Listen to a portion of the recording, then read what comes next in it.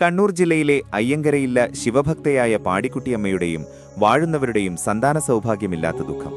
ഒടുവിൽ മഹാദേവൻ പാടിക്കുട്ടിയമ്മയ്ക്ക് സ്വപ്നദർശനം നൽകി. കൊട്ടിയൂരിലെ തിരുവഞ്ചിരയിൽ കുളിക്കുമ്പോൾ ശിവാനുഗ്രഹത്താൽ ഒരു കുഞ്ഞ് ലഭിക്കുന്നു. ആ കുഞ്ഞാണ് മുത്തപ്പൻ. ബാല്യം മുതൽക്കേ ഇല്ലത്തിന്റെ ചിട്ടവട്ടങ്ങളുമായി പൊരുത്തപ്പെടാൻ മുത്തപ്പന് കഴിഞ്ഞില്ല. സാധാരണക്കാരുമായും താഴ്ന്ന ജാതിക്കാരുമായും കൂട്ടുകൂടി മൃഗങ്ങളെ വേട്ടയാടിയും മത്സ്യമാംസാദികൾ കഴിച്ചും ഒരു വേറിട്ട ജീവിതം നയിച്ചു.